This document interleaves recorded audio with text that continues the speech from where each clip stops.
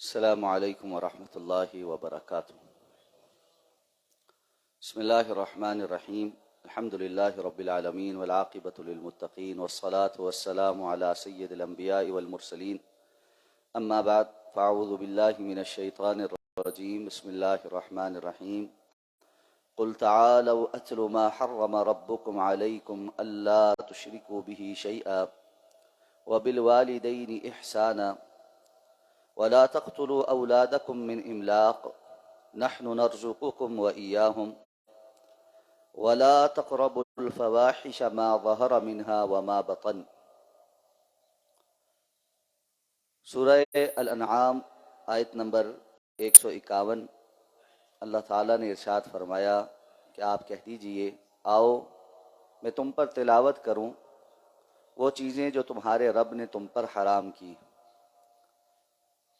پہلا حکم دیا اللہ تشرکو بھی شیئا، کہ تم اس کے ساتھ کسی کو شریک نہ ٹھہراؤ، یعنی شرک حرام۔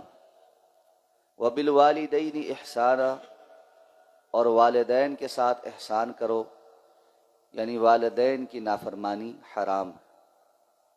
پھر فرمایا ولا تقتلوا اولادکم من املاق، اپنی اولاد کو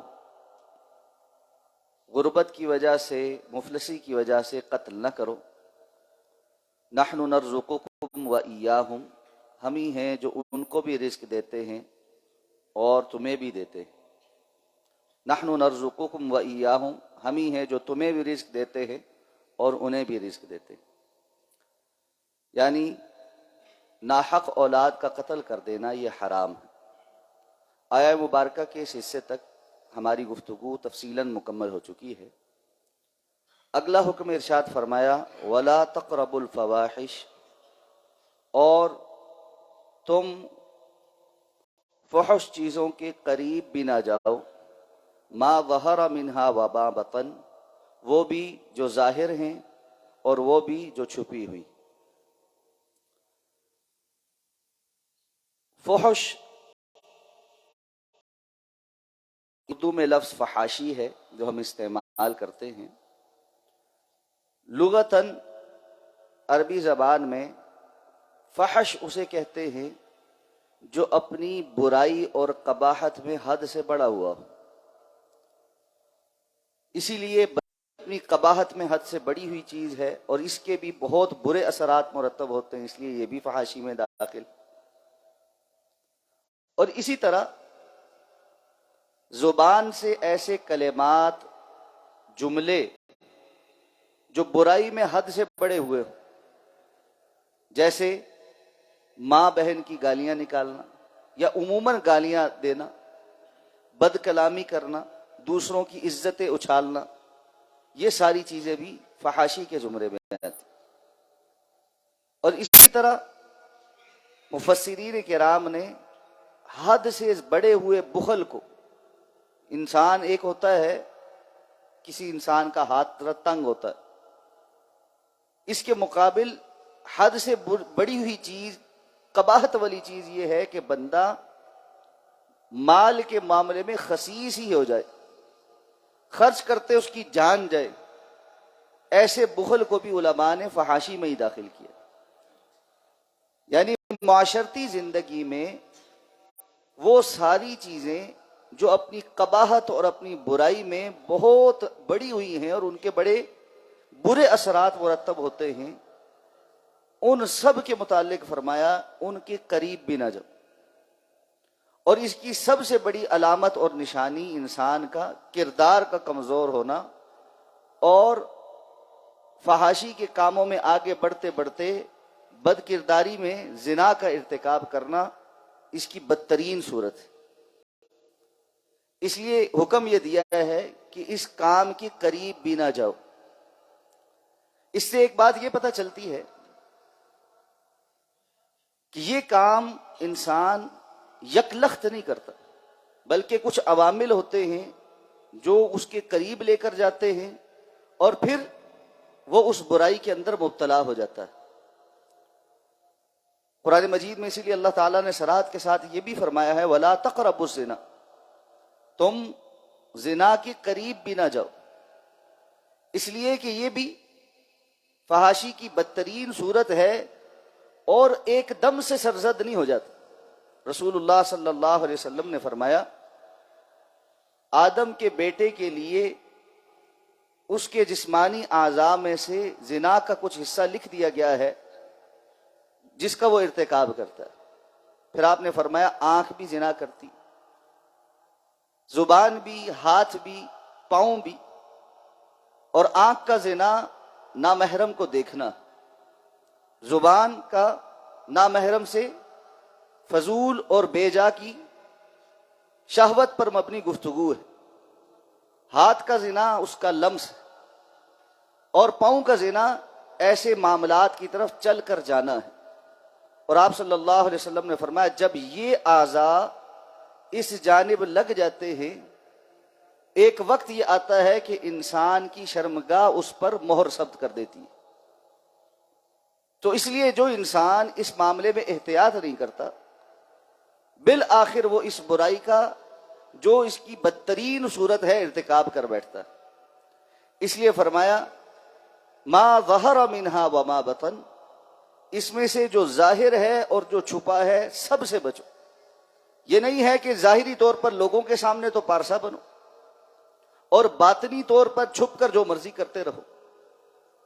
رسول اللہ صلی اللہ علیہ وسلم نے فرمایا کیا میں تمہیں ایسے لوگوں کے متعلق نہ بتاؤں جو قیامت کے دن اللہ کے حضور پیش ہوں گے تو تہامہ کے پہاڑوں جیسی نیکیاں لے کر آئیں گے، لیکن اللہ تعالیٰ ان کی ان تمام نیکیوں کو برباد کر کے ہوا میں اڑا دیں گے۔ اللہ کے ہاں ان کی کوئی نیکی قابل قبول نہ ہوگی۔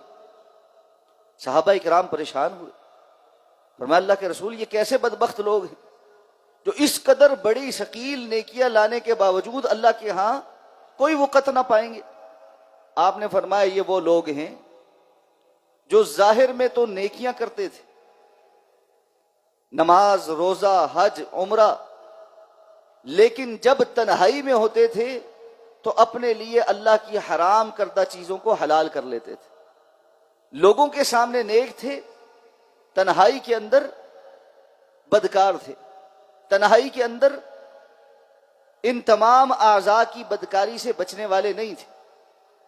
تنہائی میں اللہ کا خوف، اللہ کا تقوی، اللہ رب العزت کی مراقبت کا احساس یہ ان کے اندر موجود نہیں تھا۔ اور وہ انسان جو تنہائی میں اللہ رب العزت کی مراقبت کا احساس اپنے اندر نہ پیدا کر سکے وہ کبھی بھی عبادت کی لذت نہیں پا سکتا۔ بہت سارے لوگ سوال کرتے ہیں جی نماز میں دل نہیں لگتا، عبادت کی وہ جو کیفیت ہے وہ نہیں ہماری بن پاتی۔ یاد رکھیں جس طرح شوگر کا مریض اگر میٹھا کھاتا رہے پرہیز نہ کرے، وہ جتنی مرضی گولیاں کھائے، جتنی مرضی انسولین لگائے، اس کے لیے کوئی حل نہیں، اس کا علاج نہیں ہو سکتا۔ بالکل اسی طرح فواحشات کا عادی دل اور آنکھ یہ کبھی بھی اللہ رب العزت کی عبادت کی لذت نہیں محسوس کر سکتا۔ جو شخص یہ چاہتا ہے کہ وہ ایمان کی حلاوت محسوس کرے، وہ اپنی عبادت کے اندر ایک شوق اور ذوق محسوس کرے، وہ نماز میں کھڑا ہو تو اس کا دل اللہ رب العزت کے ساتھ جڑ جائے، اس کو اللہ رب العزت کے ساتھ حاضری کا احساس ہو، اللہ کی عنایات اور اللہ رب العزت کی نعمتیں اس کے اوپر نچھاور ہوں، اس کو چاہیے وہ اپنی تنہائی کو صاف اور ستھرا بنائے، پاکیزہ بنائے، اور تنہائی کے اندر اللہ رب العزت کی کا خوف رکھنا، ڈر رکھنا، یہ بہت بڑی نیکی ہے جو اللہ کو بہت زیادہ پسند ہے۔ اسی لیے اللہ کے رسول صلی اللہ علیہ وسلم نے فرمایا قیامت کے دن اللہ تعالی 7 قسم کے لوگوں کو اپنے عرش کے سائے میں جگہ عطا فرمائے۔ ان میں سے وہ شخص بھی ہے جس کو تنہائی میں کوئی حسین جمیل بڑے حسب نسب والی خاتون برائی کی طرف دعوت دے اور وہ اس کو یہ کہے کہ میں اللہ سے ڈرتا ہوں اور اس بات کی طرف مائل نہ ہو۔ اللہ کو یہ عمل اتنا پسند ہے کہ اللہ تعالیٰ ایسے شخص کو قیامت کے روز اپنے عرش کے سائے میں جگہ عطا فرمائے۔ اور رسول اللہ صلی اللہ علیہ وسلم نے فرمایا کہ جو بندہ تنہائی میں اللہ کو یاد کرے، यज़कुरुल्लाह खालियन वफादत आइनाहु, तन्हाई में अल्लाह को याद करके इसकी आंखें भर आएं। ये नहीं कि ज़ारो कतार रोया है, ज़ारो कतार रो पड़ना तो बहुत बड़ा मकाम। फादत आइनाहु, अल्लाह को याद करके तन्हाई में बैठा, कोई नहीं देख रहा, अपने गुनाहों पर नजर, अपने अमाल पर नजर, अल्लाह रब्बुल इज्जत की इनामात और अल्लाह रब्बुल इज्जत के फजल को देखकर अपनी कमी और कोताही पर इसकी आंखें भर आती हैं, यहां तक कि एक छोटा सा कतरा इसकी आंख से निकल आता है। ये एक कतरा जहन्नुम की आग से निजात के लिए इसके लिए काफी हो जाए। इसलिए अपनी तन्हाइयों को पाक करना, मा ज़हरा मिन्हा व मा बतन, जाहिरी तौर पर भी और बातनी तौर पर।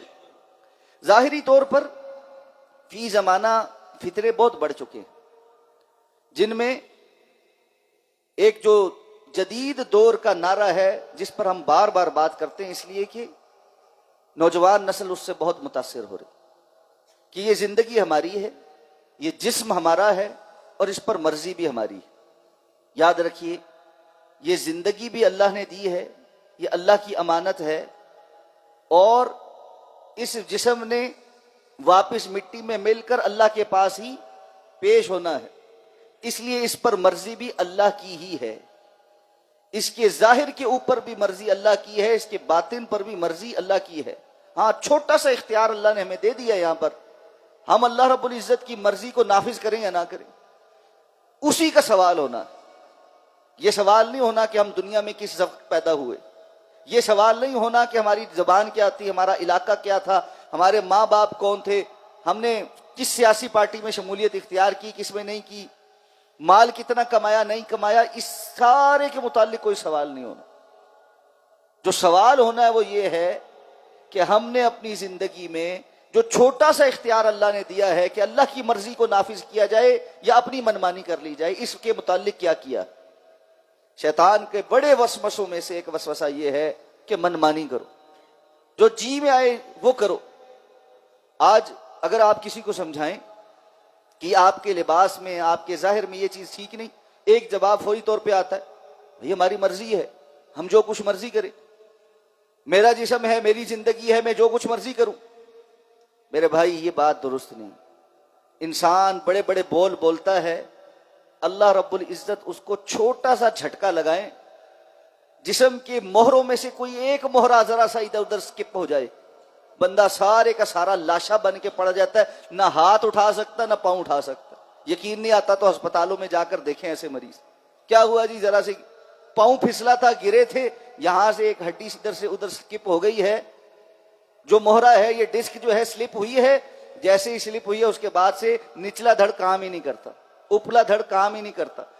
ऐसे मरीज भी हैं सवाए पलकों के और कुछ नहीं जिस्म में से हरकत करता, नालियों के जरिए खुराक पहुंचाई जा रही है और अपनी हाजात और जिस्म की आलाइशें भी साफ करने के काबिल नहीं है। कौन सा जिस्म, कैसी मर्जी। अल्लाह रब्बुल इज्जत का फजल और एहसान है, अल्लाह ने चलते फिरते हाथों के साथ दुनिया के अंदर आफियत के अंदर रखा है।